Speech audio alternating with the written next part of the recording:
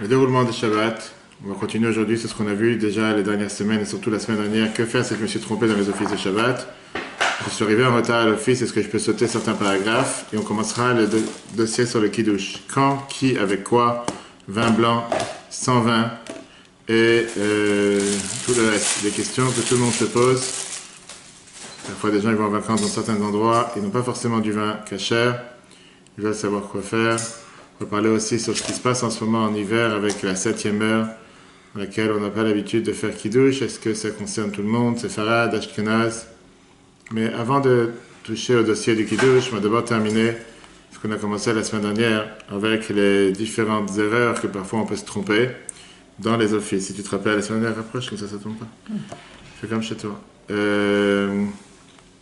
On va revoir ce qu'on avait vu la semaine dernière, qui étaient les différentes erreurs que quelqu'un peut parfois faire parce qu'on est habitué à faire l'office de la semaine. Et automatiquement, parfois on se trompe en pensant que c'est la semaine, en réalité c'est Shabbat.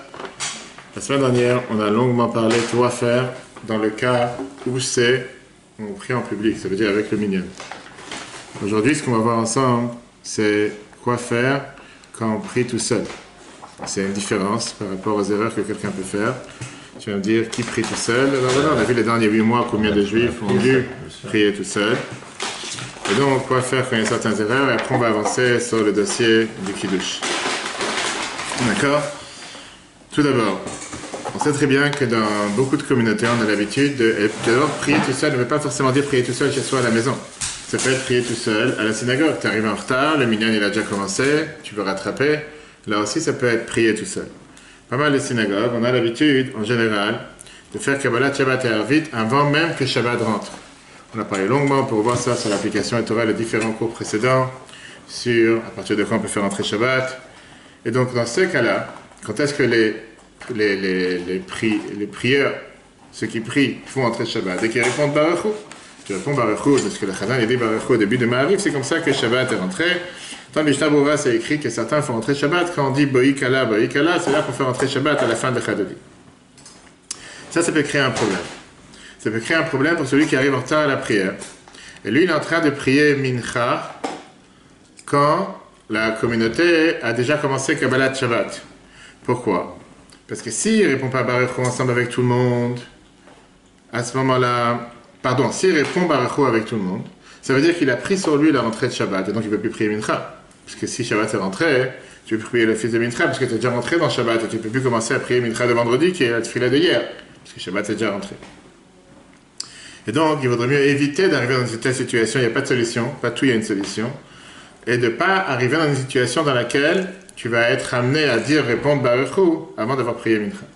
Donc, ou tu joues le sourd, ou tu arrives à l'heure, c'est ça l'idéal. Ou tu devras sauter Mincha, mais ce n'est pas l'idéal. Et c'est ce qu'on va tout de suite voir justement. Alors quoi faire? Si tu as entendu Baruch Hu, tu es arrivé à la synagogue, tu as entendu qu'ils te disent Baruch Hu, Hashem Mevorach, et tu n'as pas fait Mincha. Qu'est-ce que tu fais dans ces cas-là? Qu'est-ce qu'il dit M. Rabin? On dit que c'est des choses qu'on espère que ça ne se passe jamais. Mais ça se passe toutes les semaines. Vous voyez la face. D'accord? Donc, quoi faire?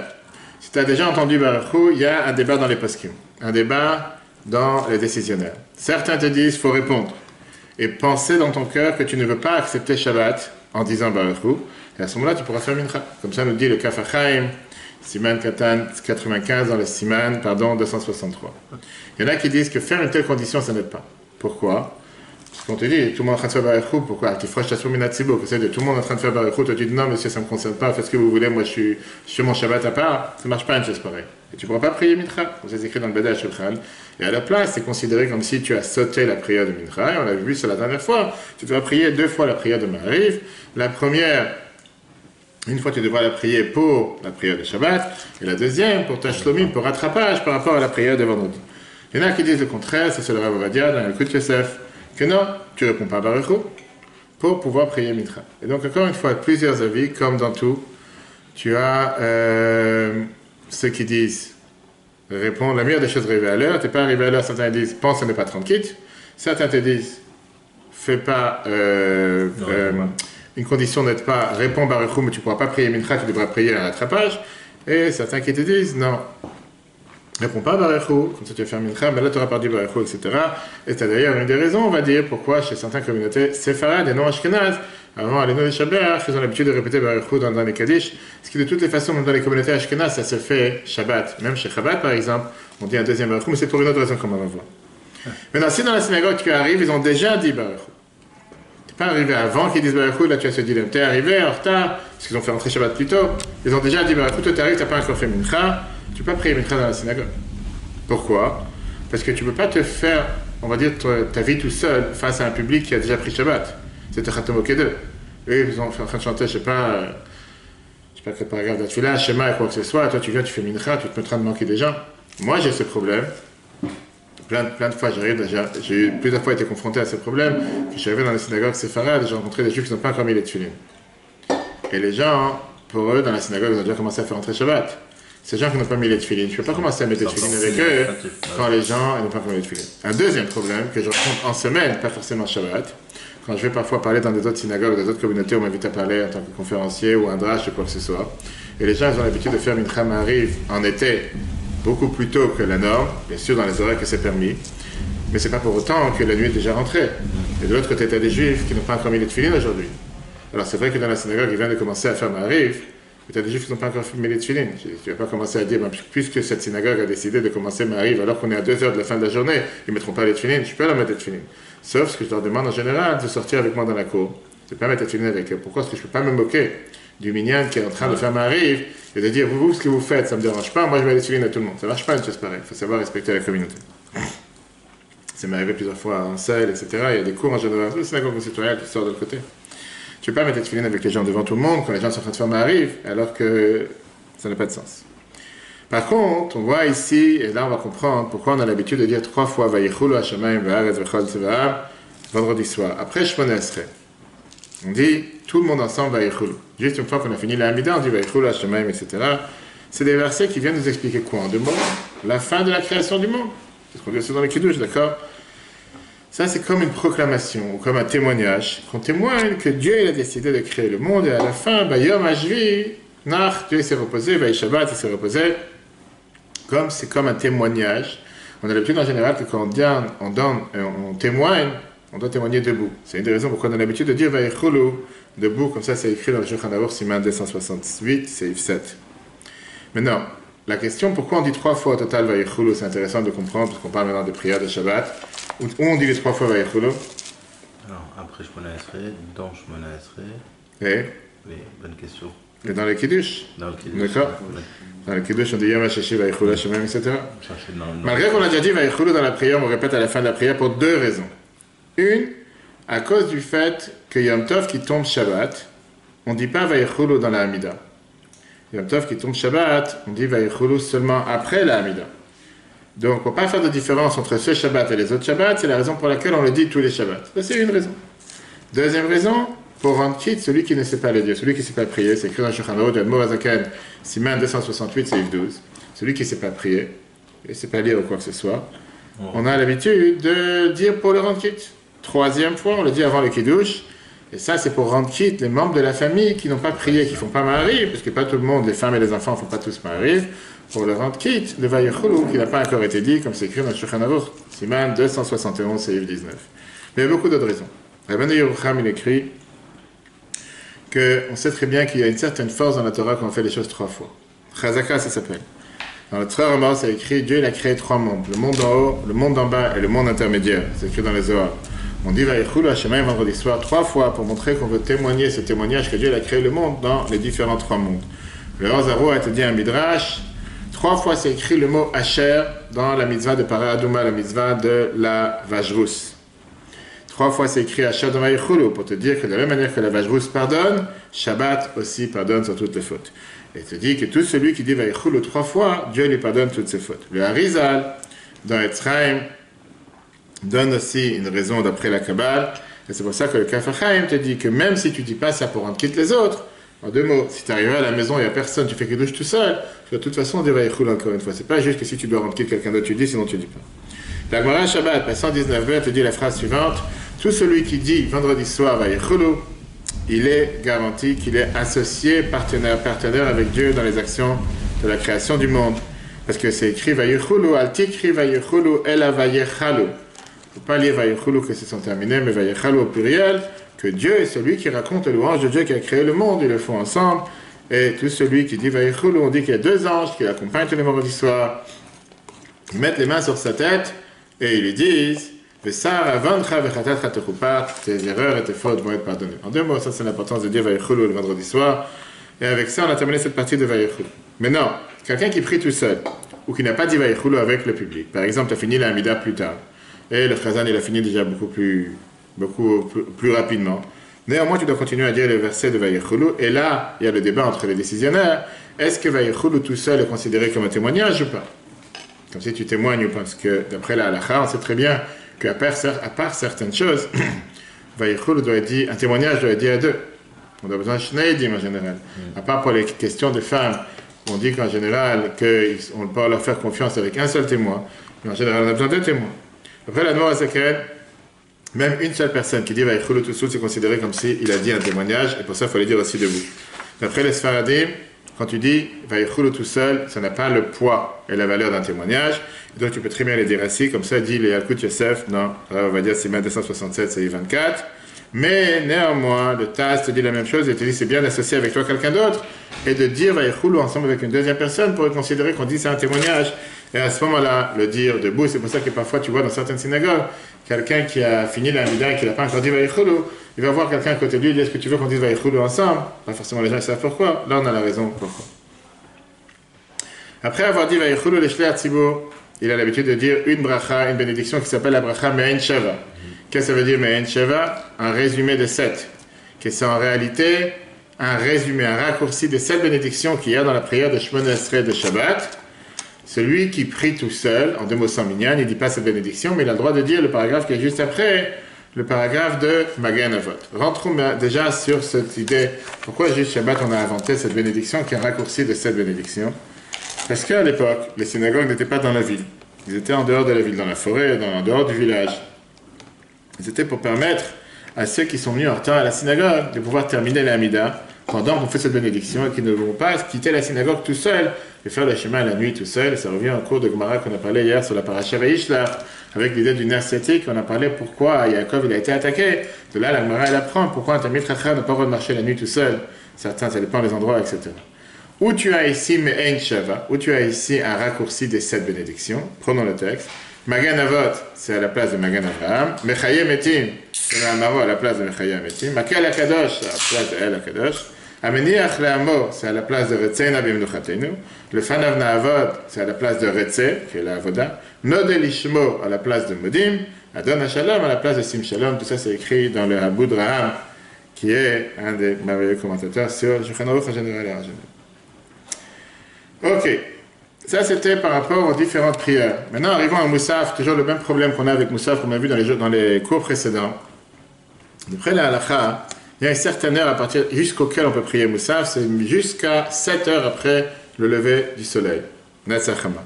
Celui qui le prie après 7 heures, les Chachamim le considèrent comme un pocher, un fauteur, après la Gemara.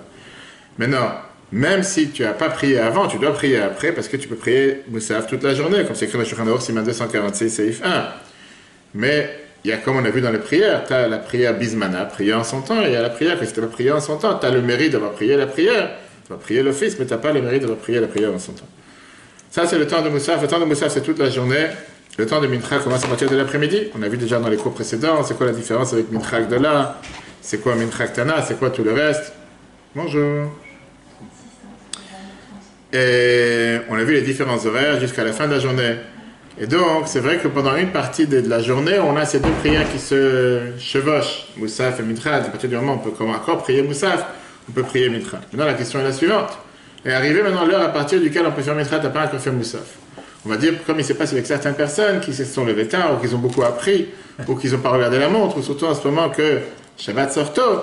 Bref, arrive l'heure à partir duquel tu peux déjà faire Mincha, ce qui est Chatzot ou 1 heure, et tout d'un coup, quelqu'un n'a pas encore prié Moussaf, qu'est-ce qu'il fait? Si c'est arrivé le temps de Mincha, de là qu'on a vu la dernière fois, bien sûr, tu peux prier d'abord Moussaf et après Mincha.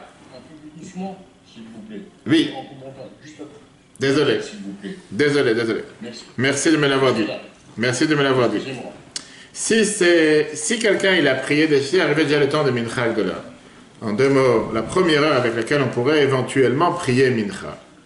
À ce moment-là, il peut toujours prier Moussaf et après faire Mincha. Comme ça, c'est écrit dans le Shulchan Aruch Siman 286, Kaf HaChaim, etc. Bien sûr que si maintenant tu te dis, je suis venu à la synagogue pour prier Mincha, donc prie d'abord Mincha et après Moussaf. C'est dans le cas où tu n'as pas encore fait Moussaf, même si certains ont déjà commencé Mincha, mais rien t'oblige à toi de faire Mincha, tu peux faire d'abord Moussaf et après Mincha. Par contre, si c'est déjà arrivé le temps de Mincha Ktana, on a vu les différents horaires dans les derniers cours, à ce moment-là, il doit d'abord faire Mincha et après Moussaf. Réellement parlant, c'est dur de trouver quelqu'un que c'est arrivé le moment de Mincha, on va dire, 1 heure ou 2 heures avant le coucher du soleil, il n'a pas encore prié Moussaf. Je peux dire que je connais des endroits où ça se passe, mais chez la norme, ça ne se passe pas. D'accord? Tout ça, c'était les détails par rapport aux différentes erreurs qu'on peut faire dans la prière. Et puisqu'on parle des erreurs qu'on fait dans la prière, on va voir maintenant un débat intéressant qui est, règle générale, quelqu'un qui arrive en retard à la synagogue, est-ce qu'il a le droit de sauter certains paragraphes? Si oui, quel paragraphe? Est-ce qu'on peut sauter? Est-ce qu'on doit sauter? Ou bien, est-ce que non? Il faut dire les choses dans son ordre. Tu n'as pas le droit de sauter, on va voir les différentes avis, et après on va passer au sujet du kiddush. D'abord, arriver en retard à la synagogue n'est pas un péché. Commençons par ça. C'est pas la fin du monde. Quelqu'un a le droit d'arriver en retard. Bien sûr, l'idéal, c'est d'arriver à l'heure. Mais quelqu'un qui arrive en retard, il ne doit pas commencer à se sentir comme s'il doit être stigmatisé, regarder des yeux. Ah, il vient de se réveiller, il vient d'arriver, comme malheureusement dans certains endroits. Arriver en retard Shabbat, ça peut arriver, beaucoup plus que dans la semaine. Les gens, la semaine, ils ont le travail, etc. Shabbat, il s'est précipité trop. Qu'est-ce qu'il faut faire? Tu arrives Shacharit le matin, alors Mincha, il n'y a pas grand-chose à sauter, mais pas le Shacharit essentiellement. Est-ce qu'il faut commencer la tefila depuis le départ? Tu prends la première page, tu fais ton ordre, comme tu as besoin. Ou bien, tu vois où les gens ils en tiennent. En général, c'est ce qui se passe au Betrabat, les gens regardent la page où les gens ils sont à page 94, ils prennent 94, pose pas de questions. D'après la halakha dans Shulchan Aruch, Siman 52, ni l'un ni l'autre ils ont raison. Ni commencer depuis le début, ni se mettre avec tout le monde. Mais pour comprendre ça, d'abord quelques points qu'il faut comprendre la logique et ce qui se passe derrière. D'abord, c'est une mitzvah de prier avec la communauté. Prier avec Minyan, c'est une grande mitzvah. C'est que les Chachamim, ils ont même obligé à marcher 1 kilomètre à l'époque pour, si tu as une synagogue qui est proche de chez toi, jusqu'à 1 kilomètre. Si quelqu'un il a plus d'1 kilomètre à faire, on ne l'a pas obligé à marcher. Enfin, mais à l'époque, mais 1 kilomètre, les Chachamim ont dit, tu es obligé d'aller pour prier n'importe quelle fila avec Minyan, Siman 90, Seif 17. Fila Betzibur, qu'est-ce que ça veut dire prier avec la communauté? Ça ne veut pas dire être juste assis sur un banc. C'est quand moi on a 6 personnes qui prient ensemble. Ça c'est un tzibour. 6 personnes qui prient cette prière ensemble. Quelqu'un qui prie tout seul dans un endroit où un tzibour prie, c'est pas considéré qu'il a prié avec le tzibour, qu'il a prié avec la communauté, il a prié tout seul. Quel est le devoir de prier avec un tzibour? C'est ce point numéro 3. C'est quand on parle de la Hamida. La majorité des autres paragraphes, il n'y a aucune obligation de les dire ensemble avec le tzibour. Je ne vais pas parler de schéma, c'est notre histoire, on verra. Et donc, quand la communauté en tient dans un certain paragraphe, et toi tu fais la Hamida tout seul, tu n'es pas en train de prier avec le tzibour. L'idée de prier avec le tzibour, c'est qu'on fait tous ensemble la Hamida qui est la partie de la prière la plus importante. Pour pouvoir prier la Hamida ensemble avec le tzibour, avec la communauté, la halakha te permet de sauter certains paragraphes avant la Hamida pour pouvoir rattraper la communauté si tu es arrivé en retard, de pouvoir faire la Hamida ensemble avec eux. Mais, ce que les gens ils oublient, ce grand mais, c'est que la halakha te dit bediavad, a posteriori. Lechatchila, a priori, la halakha te dit tu dois te dépêcher d'arriver à la synagogue en son temps pour ne pas commencer à sauter. On va tout de suite voir ce que la Moazakan dit sur ça. Pour comprendre la configuration de la prière, comment fonctionnent les différentes parties de la prière, et comme ça on peut comprendre, pas qu'est-ce qui est plus ou moins important, mais qu'est-ce qu'on va dire, on peut se permettre de sauter, et c'est pas pour sauter à vie, c'est-à-dire sauter pour la journée, sauter pour attraper après. Parce que beaucoup de gens oublient de faire aussi, puisqu'une fois qu'ils ont fini avec tout le monde, ils commencent leur journée, ils ont tous sauté. C'est une des raisons pourquoi la Moazakan est contre, pourquoi chez Chabad on saute jamais. Quoi qu'il arrive, tu arrives en retard, commence cette fille-là depuis le début. Pourquoi? Parce qu'il y a un ordre chronologique dans la prière. C'est comme une échelle, tu montes certaines marches. Tu ne veux pas sauter 3 marches pour arriver à la 4e. Ça, c'est comme on a l'habitude de faire chez Chabad, quoi qu'il arrive. D'abord, il y a ce que les gens de la Grande Assemblée en Tchèque, Nesset Agdola, ont mis en place, de dire les 2 bénédictions avant Shema, qui sont Yod Tzeror et Avat Olam, et une bénédiction après Shema qui est Emet Veyativ. D'accord? On parle bien sûr de Shacharit. Et après, c'est en Agaal Israël, qui est avant de commencer la Hamida. Ça, c'est la base. On va dire le bloc que tu veux pas enlever, c'est vital. Bien sûr, après l'Amida, d'accord? Les Chachamim, ils ont rajouté dans ça, je veux dire, Psuké des Imra, les louanges. Ça commence avec Baruch Shema, et ça termine à Ishtabach. Après, dans les Psuké des Imra même, quelle est la partie la plus importante? Le Mizmor essentiel des Psuké des Imra, permettez tout le monde. Le Mizmor essentiel des Psuké des Imra, c'est quoi? C'est le Mizmor Teila et David, Aromimcha, Ashrei. Jusqu'à la fin de Ashrei, on a ça dans l'Agmara Brachot Pashkatbe qui nous dit que tout celui qui dit Teila et David, Ashrei 3 fois par jour, il est Muftach Lo Sheuben Elam Haba, il est garanti d'aller au monde futur. C'est pour ça qu'on le dit 3 fois par jour. Ashrei avant la Hamida, Ashrei après, et Ashrei dans Mincha. D'accord?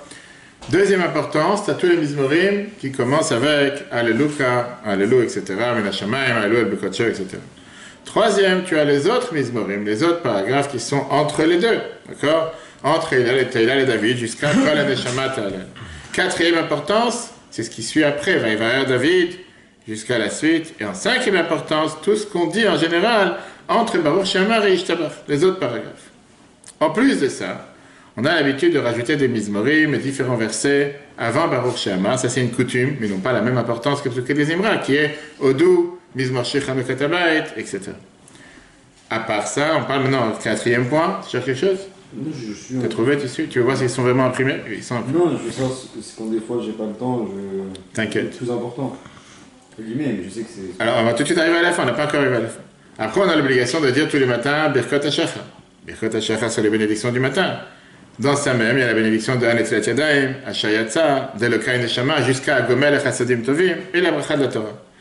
Donc, si maintenant je dois commencer à préparer un menu pour celui qui est arrivé en retard, sur quoi il doit sauter, a posteriori, pour pouvoir faire l'Amida avec tout le monde? Voilà la base.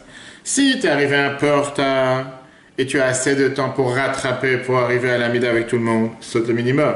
Ce qu'on a dit tout à l'heure, c'est le numéro 4. On va dire, dans les brachot HaShachar même, qu'est-ce qui peut sauter les différents paragraphes? Parce que c'est des choses qu'il pourra dire après la Hamida. Et pareil, ce qu'on a vu par rapport à Baruch Shema, il va commencer Baruch Shema au lieu de commencer à Odou. Entre nous parlant, c'est pas parce qu'il va sauter une page qu'il va faire attraper quoi que ce soit. Il y a des gens qui cherchent la facilité, peu importe. Si tu es plus en retard et le temps est court, à ce moment-là, il peut sauter ce qu'on a vu dans la deuxième moitié, qui sont les psuké des Imra entre Baruch Shema et Ishtabach. Ça veut dire, il faut qu'ils disent Baruch Shema, après Teila et David, jusqu'à Me'al Elim Mishon Sifatecha dans Vaïvaïr David, et après Ishtabach, il a sauté tous les entre-deux. S'il a encore moins de temps, il va dire jusqu'à Kol HaNeshama Ta'alel Ka'al Eloka, Ya Alléluia, c'est tout le paragraphe, et après il va passer à Ishtabach. S'il a encore moins de temps, il va seulement dire Teila et David, Alléluia Hashem Ben Hashemayim, Alléluia Kel Bekotcho, avec la bracha de Baruch Shema et Ishtabach. S'il a encore moins de temps, à ce moment-là, il dira seulement Baruch Shema, Teila et David et Ishtabach. C'est des mots, Baruch Shema, Ashrei, Ishtabach. Et s'il a encore moins de temps, il saute totalement Psuké des Imra et il commence avec Yod Sarah. Sauter, en deux mots, commencer après Ishtabach. Sauter, ce qu'on a vu dans les premiers paragraphes, qui sont ce qui a été instauré depuis le départ par les gens de la grande assemblée, qui sont Yod Sarah, la bracha avant Shema. Et après le Shema, c'est impossible, on ne peut pas sauter. Ça, on est obligé de dire Shema avec ses brachot avant la Hamida, même si tu vas à cause de ça perdre le fait de ne pas prier avec le Tzibour, avec la communauté. Mais après la halacha, la règle est la suivante. Tout ça, c'est ce qu'on a vu d'après la halacha. Il y en a qui ont dit que d'après la Kabbale, il ne faut mieux pas faire une chose pareille. La prière, elle a un ordre, elle n'est pas en désordre, il faut prier tout en ordre. Beaucoup de sources. Tu as, par exemple, le Siddur de Chesed d'Avraham, du Gaon Avraham Toubiana, de Rabbanim d'Algérie, qui est écrit que si quelqu'un il est arrivé en cas de force majeure, peu importe, il doit commencer depuis le début de la prière pour ne pas abîmer les tuyaux et les réseaux de bénédiction qui peuvent descendre de sa prière, ne pas devancer ce qui doit être mis en retard et dire après ce qui doit être mis en avant. Et pareil, il dit le Kafachaim. Donc on voit que même les décisionnaires séfarades décident qu'il n'y a pas où courir. Qu'est-ce qui est arrivé en retard? Commence son temps, commence au début. La tefila, elle a un certain ordre, une certaine chronologie. La Mourim de Chabad, à travers toutes les générations, ils ont demandé aux chassidim de ne jamais sauter dans la prière. Pourquoi? Parce qu'il y a une énorme importance à dire la tefila en son ordre. Donc chez Chabad, on ne saute pas. Tu arrives en retard, tu n'es pas arrivé en retard. Commence depuis le départ. Tu n'auras pas l'avantage de prier avec Tzibo. Qu'est-ce qu'on va faire? C'est de ma faute. Prochaine fois, arrive à l'heure. Tu arrives en retard, c'est pas de ta faute, c'est pas la fin du monde. Mais dis les choses comme il faut. Avec ça, oui. Ça change quoi entre du coup qu'il fasse la prière tout chez lui, le samedi matin par exemple, le Shacharit de Shabbat, ou que. Non, c'est pas la même chose. Que tu es à la synagogue, même si tu pries pas à Beth Sibour en deux mots la Hamida avec tout le monde, mais tu peux répondre à Dvarim chez Bigdusha. Tu peux répondre Baruch Hu, tu peux répondre Kaddish, tu peux répondre Baruch Hu Baruch chez Mohamed. Oui, Donc, ça te compte pour les 100 bénédictions qu'on a vu la dernière fois, que ça tu pourras pas le faire. Tu vas pas dire, si déjà j'arrive en retard, alors au moins rester chez moi. Non.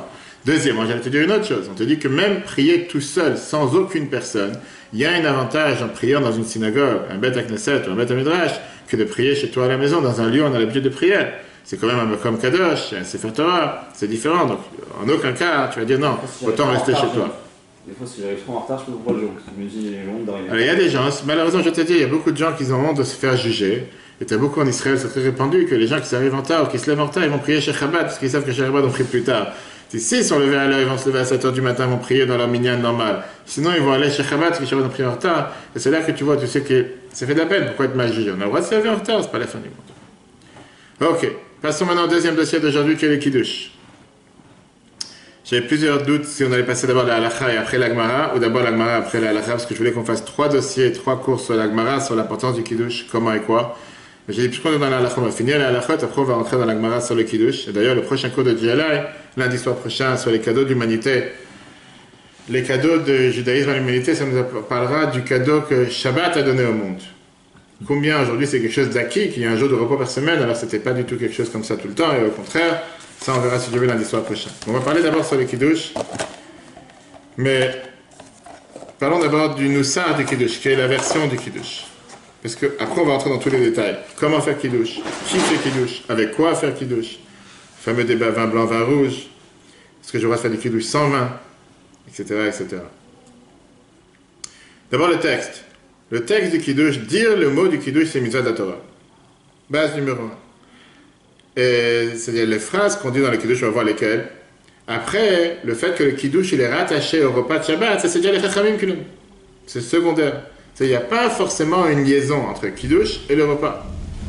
Kiddush, c'est une obligation, le repas, on verra après. Ça, c'est de la faute que les Chachamim t'ont dit comment faire rentrer Shabbat avec le Kiddush. Et après, on a commencé à rajouter des détails. Et comment le Kiddush, il est valable. Tu ne peux pas juste boire un verre de vin et partir. Il faut qu'il y ait aussi un repas derrière. On va voir tous les autres détails. D'accord? Donc, pour l'instant, aujourd'hui, on va commencer déjà les sujets qui ont rapport avec le Kiddush.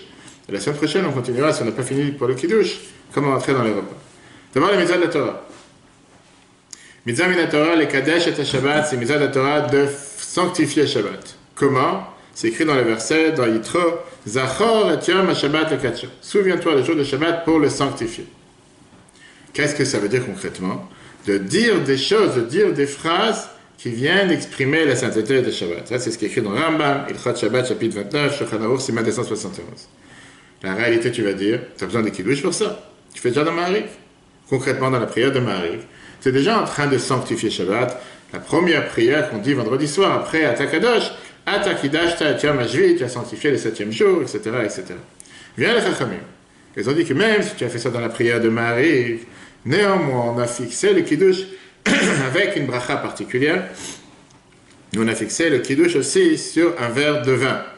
Ça, c'est écrit dans la Mishnah, dans Brachot 51b, Psachim, la Gemara Psachim, page 106a. Pourquoi? Parce que ça, c'est quand les gens ils te disent Kiddush, personne ne pense à la prière que tu as fait Kiddush, on pense à l'idée de le faire avec un verre de vin. Tu vas me dire, qu'est-ce que d'un coup tu t'es pris au vin? Question, la réponse elle est très simple. Il n'y a presque pas d'événement important dans la vie juive qui n'est pas attaché avec un verre de vin. Comme je dis toujours, ça n'a jamais existé une canette de vin.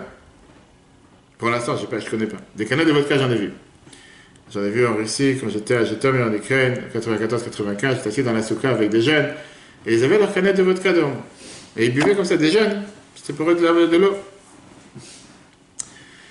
On a un verre de vin à Brit Mila, un verre de vin au mariage, certains pidyon ben, ça dépend des coutumes. Quelle est l'idée du vin? Viens la Gemara Erkin, page 11a, qui te dit Ye'en omrim shira el alayay.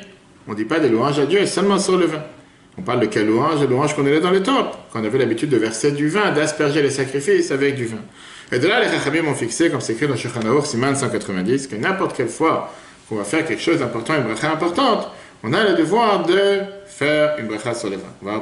On va aussi toucher, je pense, je ne sais pas si c'est dans la partie d'aujourd'hui, sur quel verre on peut utiliser pour faire Kiddush et quel verre on ne peut pas utiliser pour faire Kiddush. On a vu la dernière fois 10 choses qu'on a besoin pour pouvoir faire Kiddush dans le verre.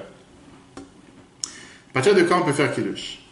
D'abord, on doit faire Kiddush le plus proche du moment duquel est rentré Shabbat, comme ça c'est écrit dans la Gemara Psachim page 106.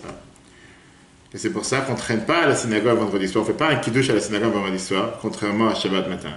Pourquoi on ne traîne pas? Parce que quand on arrive à la maison, je ne sais pas, maintenant on va parler pendant 1 heure, 2 heures, et après on va faire Kiddush en 3-4 heures. On fait Kiddush, puisque Kiddush c'est aussi une des marques de fabrique que maintenant Shabbat est rentré, même si on a déjà fait la tefila. C'est pas à faire des autres choses, c'est écrit dans Shulchan Aruch Siman 271. Alors, rentrons maintenant dans le débat qu'on a en ce moment avec la 7e heure, ce qu'on appelle dans la halakha Sha'a Ashvit. Dans le livre de la Kabbale, c'est écrit qu'il faut se dépêcher de faire la prière, le Kiddush. Pourquoi? Parce que la Gemara, elle te dit, la Gemara Shabbat page 129b, qui te dit qu'il y a 7 étoiles qui vont et qui sont responsables dans le ciel, sur chacune sur les différentes heures. Et c'est comme ça le cercle des étoiles qui retourne. Le nom des étoiles, si tu veux savoir, pour ceux qui rêvent des étoiles, Shabtai, Tzedek, Madim, Chama, Noga, Kochav et Levana. Donc c'est ces étoiles. Et l'ordre commence en général depuis mardi soir, veille de mercredi, parce que c'est là que commencé à être créé tous les planètes, soleil, la lune, etc. Et donc, si on fait le calcul, pour tous ceux qui aiment l'astrologie, première heure de vendredi soir en général, l'étoile qui gouverne, l'étoile qui règne, c'est l'étoile de Madim. C'est écrit dans la Gemara, Shabbat 119b, que vendredi soir, chaque personne qui rentre à la maison, il a 2 anges qui l'accompagnent. Un ange du bien et un ange du mal. Et ça a un impact sur le repas de Shabbat. Et dans les livres, c'est écrit que l'ange mauvais, le mauvais ange, c'est l'ange de Madim, qui est aussi appelé dans le langage kabbalistique le Samechmem, les forces du mal. Et donc, vaut mieux pas faire Kiddush pendant que c'est cet ange du mal qui est présent ou qu'il est là en train de régner ou de gouverner. En 2 mots, j'allais dire, si tu es un mauvais maire ou un mauvais prof ou quoi que ce soit, vaut mieux pas. Et comme ça, c'est écrit dans le Magen Avraham. Magen Avraham dans Shulchan Aruch, Siman 271. Magen Avraham, on sait très bien que c'est pour les Ashkenaz. Et c'est pour ça qu'à la source, c'est écrit que c'est bien de faire Kiddush plus tôt. En 2 mots, c'est de là qu'est venue les coutumes de faire entrer Shabbat plus tôt. Pour pouvoir faire le Kiddush la dernière heure de vendredi, qui est sous la gouvernance de l'étoile Tzedek et pas Madim. Et la Noazaken y rajoute dans le même Siman 271 Seif 2 qu'il y a une autre possibilité de ne pas faire Kiddush au début de la nuit, mais on attend 1 heure. Et ça dépend en fonction des pays. Je vais tout de suite expliquer comment on calcule. Mais il y a un problème. Pourquoi? Parce que la halakha, elle te dit qu'il faut faire Kiddush dès que Shabbat est rentré et ne pas retarder. Mais non, certains te disent, il n'y a pas à craindre que tu as retardé Shabbat avec le Kiddush, parce que la mitzvah de Kiddush officiel, on l'a déjà fait dans la Tfila. Une fois que tu as déjà fait le Kiddush dans la Tfila, Kiddush sur le verre, il peut être fait beaucoup plus tard, tu n'as pas besoin d'attendre, c'est pas parce que tu es en train de te précipiter à cause de cette étoile, que pour ça, si tu n'as pas fait Kiddush tout de suite, tu as fait quelque chose de mal. Chez les Sfaradim, cette coutume n'existe pas. Des choses faciles. Chez les Sfaradim, c'est écrit dans Yalkut Yosef Shabbat, volume 1, volume 3, page 83. Chez les Ashkenaz, et chez beaucoup de communautés chassidiques, et chez Chabad, on fait attention à ne pas faire Kiddush pendant la 7e heure. Maintenant, la première heure du vendredi soir, c'est une fois que sont passées 6 heures depuis la moitié de la journée. Pas alors, bien sûr, 11 heures à l'Achi, comme on l'a vu déjà dans les cours précédents. Et donc, c'est environ le moment qui est au milieu du temps de mi-journée le plus tôt qu'il y a dans l'année et le temps mi-journée qui est le plus tard de la journée. Prenons un exemple. En Israël, Chatzot, la mi-journée le plus tôt, c'est à 11h25. Le Chatzot plus tard, le mi-journée la plus tard, quand c'est les journées d'été, c'est 11h55. Tu fais la moyenne entre les deux, c'est 11h40. De 11h40, tu comptes 6 heures. 6 heures à l'Afrique. 6h40, ça fait 17h40. C'est là que commence la première heure où rentre Shabbat. Et donc, elle se termine de 16h40 à 17h40. En 2 mots, à partir de 6h15, de 6h15 à 7h15. En France, c'est 1 heure plus tard, puisque Chatzot, c'est jamais ici à midi et demi, c'est jamais à 11h40 ici. Mi-journée, c'est en général en moyenne midi et demi. Donc, c'est pour ça qu'ici, la 7e heure, c'est toujours de 7h15 à 8h15. À New York, c'est aussi 1 heure plus tôt. Tout dépend. Et c'est quelque chose qui, en général, ça nous concerne essentiellement en hiver. Parce qu'en été, Shabbat n'est jamais rentré à 7h, ni quoi que ce soit, c'est beaucoup plus tard. Ça, c'est l'idée de la 7e heure. Ceux qui font attention, ils font attention. Ceux qui ne font pas attention, c'est pas grave. Après, il y a beaucoup de dérogations. Il y a des dérogations si tu as les invités, des dérogations s'il y a des gens qui sont en train d'attendre. S'il y a une mitzvah, on ne va pas dans les détails. Après, pour ça que tu as des gens que des fois ils se précipitent après la fin de la synagogue de courir à la maison avant 7h moins quart pour pouvoir faire kiddush. En ce moment, il n'y a pas de problème, Shabbat ça rentre très très tôt. Et certains qui disent au contraire, c'est 1 heure en plus pour apprendre avec la famille et discuter, et après ils se préparent et commencent à 8h moins quart. Comme j'ai dit, ça touche beaucoup plus les communautés ashkénazes que les communautés séfarades qui n'ont pas pris sur cette coutume. Ok. La suite. Pourquoi on a une différence entre le kiddush de vendredi soir et le kiddush de samedi matin, samedi midi? On verra le samedi matin, qui c'est qui fait kiddush samedi matin. Il y en a qui font kiddush samedi matin aussi, on verra après pourquoi. Pourquoi on ne dit pas la bénédiction Mekadesh à Shabbat dans samedi midi? Il n'y a pas de bracha Mekadesh à Shabbat. Et on va voir que le kiddush de midi, il est totalement différent dans son niveau, pas d'importance, son niveau de gravité, on va dire, par rapport à vendredi soir. Et c'est pas du tout, ça rentre pas dans la mitzvah du kiddush de Shabbat. Et c'est pour ça qu'il y a beaucoup de différences, détails, dans la manière comment on peut faire le kiddush samedi midi, de la manière comment on le fait vendredi soir. Parce que la mitzvah originale, c'est le kiddush vendredi soir, c'est ce que les chachamim ont instauré de faire pour faire rentrer Shabbat. Pourquoi alors on fait kiddush à midi? Pour la Seuda de Shabbat. Parce qu'il y a un repas de Shabbat, c'est tout à fait normal de faire kiddush d'abord. Et tous les psukim, les versets qu'on dit, Veshamrou bnei Israël et tout ce que tu veux, vendredi, samedi midi, ça a été comme on va dire une tosefet, un rajout, pour le dire avant la bracha sur le vin, mais c'est pas du tout le noussar d'une bracha, il n'y a pas de Baruch Ata Hashem ni quoi que ce soit dans les kiddush de Shabbat matin. Donc à part le kiddush qui est mitzvah de la Torah, que les chachamim ont instauré, les chachamim ont aussi fixé de faire bracha, une bénédiction sur un verre de vin le lendemain, le jour de Shabbat avant le repas, comme c'est écrit dans Shulchan Aruch Siman 289 Seif 1. Comme j'ai dit, ça ne fait pas partie de la mitzvah de faire kiddush de Shabbat, c'est juste pour honorer le Shabbat et pour montrer que les repas de Shabbat sont différents que les repas de la semaine. C'est pas comme dans la semaine, tu viens, tu t'assois, tu manges, mais il y a un kiddush à faire d'abord. Comme ça, c'est écrit dans le Rashbam, dans la Gemara Psachim. Maintenant, malgré que la bracha qu'on fait sur le verre du Shabbat, c'est pas le kiddush Mekadesh à Shabbat comme on fait sur vendredi soir, les Chachamim ont décidé d'imposer les mêmes règles du kiddush de vendredi soir sur le kiddush du samedi midi. C'est pas parce que ça a une gravité différente qu'automatiquement on peut faire ce qu'on veut, comme on va rentrer dans les détails juste après. Il y a un débat, si tu veux, dans la Gemara intéressant, dans la Gemara Psachim 6a, qui te dit que le kiddush de midi, il est appelé kiddush araba, le grand kiddush d'après Rashi. Bien, le Rashbam il t'explique que la bracha de Boré Préagafen, on l'a dit dans tous les kiddushim, et le Ramban, il te donne ici une explication par rapport à la Kabbale, pourquoi on doit faire une telle bénédiction, on va pas entrer dans les détails. Rentrons d'abord dans le sujet le plus important qui est, qui doit faire kiddush? C'est la mitzvah de qui? De l'homme, de la femme, du rabbin, du chômeur ou du chômeur Shabbat, c'est chacun avec ses histoires. Sur qui l'obligation? L'homme ou la femme? C'est pas une réponse. Parce que t'es pas marié, pour ça tu dis ça. Vas-y. Moi j'ai les deux. Je pense que ouais, le père de famille, non? Père de famille. Et s'il n'y a pas de père, il y a seulement un mari. Et si c'est un célibataire, la halakha te dit que tout le monde a le devoir, l'obligation de faire kiddush. D'accord? Mais non, c'est pas pour ça que chacun doit faire son propre kiddush. On peut très bien se rendre quitte en écoutant les kiddush de quelqu'un d'autre. Et c'est comme ça qu'on a l'habitude de faire dans beaucoup de familles, que le père de famille, le chef de famille, qui tu veux faire le kiddush, et toute la famille se rend quitte. Comme c'est écrit dans la Gemara Psachim, page 101b. Par contre, pour pouvoir se rendre quitte, il y a plusieurs conditions. La condition numéro 1, c'est que tu dois prêter attention, tu dois vouloir te rendre quitte. Il faut que celui qui fasse kiddush pense à rendre quitte ceux qui vont écouter. Et ceux qui écoutent, tu dois penser à se rendre quitte de celui qui fait kiddush. Ça va dans les deux sens. Et sinon, tu n'es pas quitte. Comme ça, c'est écrit dans le Shulchan Aruch, Siman 213, Seif 3, et ne pas répondre Baruch Shemo. Parce qu'on te dit Shomé Akeone, celui qui écoute, c'est comme s'il répond. Et automatiquement, tu n'as pas le droit de faire un F, c'est avec une interruption en plein milieu d'une bracha, comme c'est écrit dans le Shulchan Aruch d'Admor Azaken, Siman 124. Très bien. Qu'est-ce que ça veut dire d'abord, cette idée même qu'on vient de parler, Shomé Akeone, que quand tu écoutes, c'est comme si tu réponds. C'est quoi, on va voir après. D'abord, on fait dans les détails. Comme j'ai dit, le kiddush, ce n'est pas une obligation seulement masculine, c'est une obligation aussi féminine. C'est une obligation aussi pour les enfants. Les femmes. Femmes, oui. D'accord? Et donc, une femme qui n'a pas écouté kiddush de quelqu'un d'autre, elle a le devoir aussi d'écouter de faire son propre kiddush, sans différence. C'est écrit dans le Shulchan Aruch, Siman 271, c'est B. Ah, la question que tu peux demander, pourquoi les femmes ont le devoir de faire leur kiddush?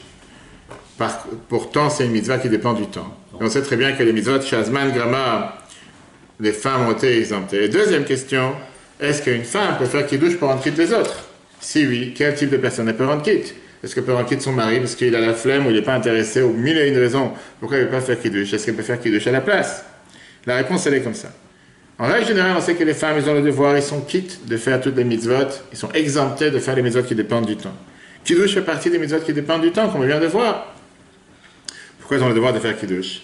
Parce que dans la Seret HaDibrot, dans les 10 commandements, où c'est écrit le devoir dans Parashat Yitro Zachor et Yom HaShabbat Lekadshor, tu dois te souvenir le jour du Shabbat pour le sanctifier.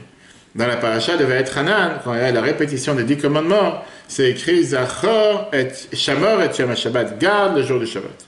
Une fois c'est écrit Zachor, une fois c'est écrit Shamor. Une fois souviens-toi, une fois garde. Viens les Chachamim et te dit Zachor et Shamor bedibur echad nemru. Te souvenir et garder le Shabbat, c'est les mêmes paroles, qui veut dire on a comparé les deux. Viens là, la Chal te dit Kol shechayav bishmira, chayav bisrira. Tout celui qui a le devoir d'être shomer Shabbat, il a le devoir de se souvenir et de rappeler qu'il faut faire Shabbat. Mais non, est-ce que les femmes ont le devoir d'être shomer Shabbat? Bien sûr. Ça ne veut pas dire que les femmes n'ont pas le devoir de faire Shabbat parce que c'est des épisodes qui dépendent du temps. Les femmes ont le devoir de faire Shabbat parce que l'interdiction de travailler Shabbat, c'est une mitzvah négative. Et les mitzvahs négatives, les femmes, elles sont obligées, ils ont le devoir de les faire, même si ça dépend du temps. Tout ce qu'ils ont été exemptés des mitzvot qui dépendent du temps, c'est seulement les mitzvot positives, pas négatives. Et donc, de la même manière que les femmes ont le devoir d'être shomer Shabbat, de ne pas travailler Shabbat, etc., automatiquement, tout celui qui est dans le shamor et doit être dans les achor, ils ont le devoir de faire kiddush. Et c'est pour ça que les femmes ont le devoir de faire kiddush comme les hommes. Et c'est pour ça que dans beaucoup de cas, une femme peut très bien faire kiddush pour les autres sans aucun problème. On ne va pas maintenant dans les problèmes de tsniout, pudeur, etc. Et par exemple, si le père n'est pas dans la maison et maman est à la maison avec des enfants qui sont déjà à bar mitzvah, elle peut très bien faire kiddush pour eux. C'est écrit nulle part qu'elle a pas le droit de rendre quitte ses enfants qui sont déjà à bar mitzvah. Ou bien elle peut faire très bien kiddush à la synagogue pour rendre quitte les femmes dans la Ezrat Nashim s'ils n'ont pas écouté le kiddush ou quoi que ce soit. Il n'y a pas de problème. D'accord? Qu'est-ce qui se passe avec les enfants? Garçons et filles ont le devoir d'écouter le kiddush. Parce que s'ils savent c'est quoi l'importance de Shabbat, bien sûr pour le chinuch, sur Hanaor Siman 343. Mais un enfant qui est avant bar mitzvah ne peut pas rendre quitte des autres personnes, puisque c'est toujours la même règle. Seulement quelqu'un qui a le devoir de faire une mitzvah peut rendre quitte quelqu'un qui a le devoir et l'obligation de faire. Et comme un enfant n'a pas l'obligation de faire une mitzvah minatora, il fait une mitzvah chinuch, par éducation avant bar mitzvah, il ne peut pas rendre quitte, c'est qu'ils ont le devoir de le faire, comme c'est écrit dans le Shulchan Aruch, Siman 271, Seif 7. Qu'est-ce qui se passe si jamais il n'y a pas quelqu'un qui peut faire le kiddush? C'est un enfant qui peut faire kiddush pour un adulte. Est-ce qu'un enfant peut faire kiddush pour un adulte qui a déjà prié la prière de Ma'ariv ce soir, le vendredi soir? On l'a dit tout à l'heure que le premier kiddush qu'on fait, c'est pas sur le verre de vin, mais c'est dans la prière. Un enfant qui est déjà arrivé, on va dire, il est proche de l'âge de 13 ans. On a dit qu'avant 13 ans, on ne peut pas rendre quitte des autres personnes. De l'autre côté, si tu as un adulte qui a déjà fait Ma'ariv, même un enfant avant bar mitzvah peut le rendre quitte avec le kiddush. Pourquoi? Parce que l'autre, il a déjà fait la mitzvah des kiddush minatora dans la prière. Il a déjà mentionné les louanges du Shabbat. Là, il doit maintenant faire la mitzvah des chachamim, de faire le kiddush sur le vin. Et mi de rabanan, mi de chachamim, pas d'après les chachamim. Même un enfant a l'obligation de faire kiddush, mitzvah trinour par rapport à l'éducation. Et donc c'est sûr qu'il peut rendre quitte le grand qui a déjà fait son kiddush minatora dans la prière.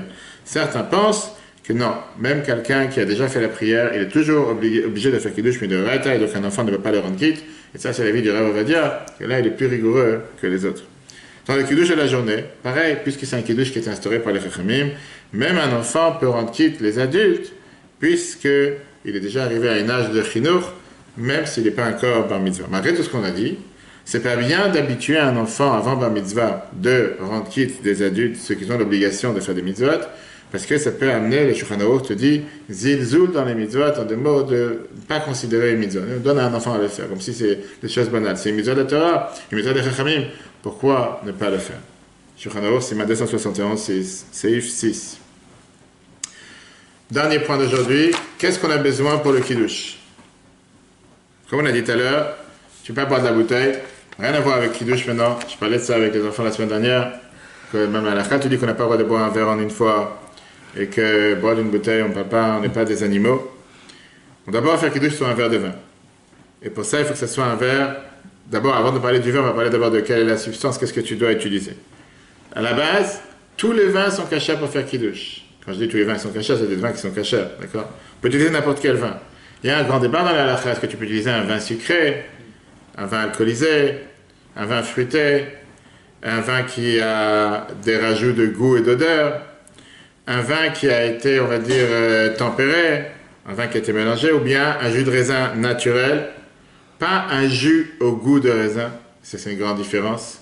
On parle d'un jus de raisin qui est 100% jus de fruits, etc. Il n'y a pas d'interdiction. Et je parlais de ça justement hier avec quelqu'un, je ne sais plus quoi, que c'est bizarre, mais chez le Chabad, on a vu comment le Rabbi a forcé le fait qu'on ne fait pas kiddush sur du jus de raisin. C'est quand le Rabbi a eu sa crise cardiaque en 1977. Siprat Torah, il est rentré dans la soukha et tout le monde a dit de prendre du jus de raisin pour faire kiddush. Et le Rabbi a répondu que kiddush on fait sur du vin. C'est juste quelques minutes après avoir eu une grande crise cardiaque. Et c'était quelque chose qu'on voit que dans toutes les autres communautés, les gens ils ne se prennent pas la tête, ils font kiddush sur du jus de raisin. Les chassidim le font. Chez les communautés ashkénazes, comme Sepharad, quel est le problème? Le Rabbi a instauré que kiddush c'est sur du vin. Néanmoins, malgré qu'on a dit qu'on peut faire kiddush sur toutes ces choses-là, comme c'est écrit dans la Gemara Baba Batra 97, Shulchan Aruch Siman 272, on a l'habitude, la mitzvah, c'est de faire kiddush sur du vin qui est du vin de qualité. La meilleure qualité, mieux c'est écrit aussi dans le même de Shulchan Aruch. Et c'est d'après les Séfaradim, ils ont l'habitude de faire kiddush sur du vin rouge et pas du blanc, même si le vin rouge il est de mauvaise qualité. Pourquoi ne pas faire kiddush sur du vin blanc? Alors, tout d'abord, il n'y a pas d'interdiction, pour dire la règle. Ça, c'est seulement d'après les Séfaradim, ceux qui suivent le Rav Ovadia. Et c'est au contraire, dans Shulchan Aruch, c'est écrit que si quelqu'un il a du vin blanc qui est de meilleure qualité que le vin rouge, il peut très bien faire sur du vin blanc mieux que le vin rouge, à part le fait qu'à la base, celui qui fait du vin, il sait que ça n'existe pas de vin rouge. Le vin, à la base, il est blanc. C'est juste parce que tu laisses là-bas, je ne vais pas dire sécher, tu laisses tremper les différentes peaux, les différentes couleurs, c'est ça que tu donnes les différentes couleurs. La Gemara Baba Batra 97b nous raconte, on a demandé une question de Rav Kahana, le genre de Rav Meshach et de Rava, qu'est-ce qui se passe avec le vin blanc? Il a répondu, Al tere yain ki itadam, qui veut dire, le verset il parle sur le fait de ne pas se saouler. De ce verset, on apprend que le vin, par définition, c'est rouge, et donc le blanc, c'est interdit. Alors, quel rapport dans la Gemara? Le Ramban et le Ran, ils expliquent qu'on parlait par rapport au Kiddush, et la Gemara a te dit que le blanc, il n'est pas saoul, et c'est pour ça que les coutumes séfarades, après le Rav va dire, on ne fait pas sur du vin blanc. Le Rosh et le Rif ne sont pas d'accord avec ça, et ils te disent que la Gemara ne parle pas du tout du Kiddush, mais au contraire, elle te parlait par rapport à différents sacrifices qu'on faisait dans le temple, et donc pour le Kiddush, on peut très bien utiliser du vin blanc. Et donc c'est un débat qui est dans la Gemara, qu'on s'est expliqué dans Beth Yosef, et puisqu'il y a ce débat, pour ça on voit clairement qu'il n'y a pas d'interdiction d'utiliser du vin blanc. Si quelqu'un veut utiliser du vin blanc, il peut. Qu'est-ce qui se passe maintenant avec du vin qui n'est pas 100% vin? Aujourd'hui, la majorité des vins, ils sont, j'ai oublié comment dire, ils sont mélangés, ils sont pas mélangés avec de l'eau, il y a un mot particulier, j'ai oublié le mot, qui sont mélangés avec de l'eau, qui ne sont pas 100% du vin, tout dépend de la quantité. Si c'est une quantité d'eau, il y a un livre qui sort chaque fête de Pessah. Il y a un Blumenkratz en Amérique très très riche avec des dizaines de pages sur les différentes manières de faire du vin de différentes fabriques, combien d'eau, combien d'alcool, combien de sucre, etc. C'est intéressant par rapport à tous ces critères à l'Afrique, je le dis tous les ans. Vraiment, c'est enrichi de savoir comment il fait le vin. Si dans le vin il y a de l'eau en quantité, qu'en règle générale les gens ont l'habitude de rajouter dans le vin, il est caché pour kiddush. Mais si tu rajoutes beaucoup plus d'eau, à l'Afriquement parlant, c'est déjà plus du vin, et donc tu ne peux plus faire kiddush avec, comme c'est écrit dans le Shulchan Aruch, c'est 272, comme des gens parfois qui veulent mélanger. La réalité, elle est qu'aujourd'hui, dans les vins qui sont industrialisés et pas les vins qui sont faits chez soi, la majorité des vins secs et les jus de fruits, les jus de raisin naturels, on ne rajoute pas d'eau de manière importante. Par contre, dans les vins sucrés, ils sont mélangés avec de l'eau dans la fabrication, et c'est eux qui tiennent le goût du vin. On garde le goût du vin en rajoutant de l'alcool et différents additifs, différents rajouts de goût. Et donc, tous les kashrut meudarim, les bonnes kashrut, ils font attention que le vin naturel sera au moins la majorité de ce qui a été mélangé dans la bouteille pour qu'il soit 100% kasher pour les kiddush. Et c'est écrit sur l'étiquette en général qu'il est apte à faire kiddush dessus. Parfois, tu vois, des fois même c'est rajouté aujourd'hui birkato à Gafen, le shitat Bet Yosef. La bracha c'est à Gafen même pour le Bet Yosef. Si on utilise des vins pareils pour le kiddush, il faut bien ne pas les coupler avec de l'eau, parce que rajouter de l'eau, ça peut arriver déjà que plus que le vin lui-même il est déjà couplé avec de l'eau. Si tu rajoutes en plus de l'eau, on ne peut pas faire dessus kiddush. On verra les détails sur ça la semaine prochaine. Qu'est-ce qui se passe avec un vin, par exemple, que le goût il a été abîmé? Par exemple, une bouteille de vin qui était ouverte depuis longtemps, il faut mieux pas l'utiliser pour les kiddush parce que c'est ce qu'on appelle pas mechoubad, c'est pas quelque chose de honorable. Ça ne veut pas dire on parle d'une bouteille qui a laissé ouverte pendant une semaine et pour ça les gens ils se forcent à vider les bouteilles toute la semaine parce qu'ils disent qu'ils ne pourraient pas faire kiddush dessus. Shulchan Aruch c'est 272. Un vin, bien sûr, qui a déjà devenu goût vinaigre ou aigre, il est pas saoul pour le faire kiddush. On n'a pas le droit de faire kiddush dessus. C'est dans le Tour et Beth Yosef, c'est 272. L'idée, elle est d'ailleurs très simple. On n'a pas le droit d'utiliser pour faire une mitzvah des choses qui ont été abîmées. C'est ce qui a été écrit par rapport au sacrifice. Et pareil pour tout le reste. Un vin que son goût est pas saoul pour le kiddush, qu'on ne peut pas utiliser pour faire kiddush avec. C'est un vin qui est considéré comme un reste et qui n'a pas du tout d'importance. Et ça a dessus beaucoup d'halachot. Par exemple, on dit que quelqu'un qui a bu déjà du verre de vin, tout ce qui reste dans le vin ne veut plus refaire kiddush dessus. Comme c'est écrit dans le Shulchan Aruch Siman 282, et la condition et la manière de comment cachériser ce verre, si on va reverser dessus du nouveau vin. Ça arrive une fois quand tu es dans des grandes smachot et des grandes fêtes, il n'y a pas assez de vin pour tout le monde, les cheveux, etc. Quelqu'un il a fait kiddush, il a bu la moitié du verre, tu ne veux pas prendre la moitié qui reste et toi faire kiddush dessus, il faut rajouter de la bouteille, et comme ça c'est considéré que tu as, on va dire, cachériser le vin. Celui qui n'aime pas le vin, ou qui est sensible à boire du vin, la meilleure solution pour lui c'est de faire kiddush sur du jus de raisin naturel, qui est considéré d'après la halakha comme du vin. Si jamais, je vais terminer quand même, parce que c'est pour changer de dossier la semaine prochaine. Je ne rentre pas dans tous les débats, qui c'est qui doit ouvrir la bouteille, si c'est un juif ou un non-juif, ou si c'est quelqu'un qui ne fait pas Shabbat. On verra ça si Dieu veut la semaine prochaine, il faut me rappeler. Surtout quand tu vas dans les hôtels, et parfois tu vas dans des endroits où il n'y a pas du vin pour kiddush. On verra aussi qu'est-ce que tu fais quand il n'y a pas de vin. Est-ce qu'il y a une différence entre vendredi soir et samedi midi? Est-ce qu'on peut faire du kiddush sur des chalotes? Absolument, ou sur ce qu'on appelle du Hamar Medina, qui veut dire la boisson importante locale. Tu vas avoir toute cette panoplie de alcool, bière, vodka, thé, etc. Tout ça, on verra. C'est dommage de faire ça rapide. On verra ça la prochaine fois. On verra aussi pourquoi on a l'habitude de couvrir les chalotes. Est-ce qu'on doit faire kiddush debout ou assis? On verra qu'est-ce qu'il faut manger minimum après avoir fait kiddush. Est-ce qu'il faut absolument manger juste après ou pas? Si tu n'as pas envie de manger après, est-ce que tu peux te suffire en buvant un deuxième verre de vin, une deuxième fois un demi-verre de vin 86 centilitres? Combien il faut manger? Où il faut manger? Est-ce qu'il faut manger dans le même endroit ou un autre endroit? Est-ce qu'on a le droit de manger avant kiddush quand tu sais que tu as un mari ou quelqu'un qui revient à la maison très tard et tu ne veux pas attendre, ou les enfants ne peuvent pas attendre, que ce soit vendredi soir ou samedi midi? Toutes ces questions, on les verra si Dieu veut la semaine prochaine. Le cours sera un replay sur l'application eTorah sur Google et Apple. Très bonne journée à tous et à la semaine prochaine.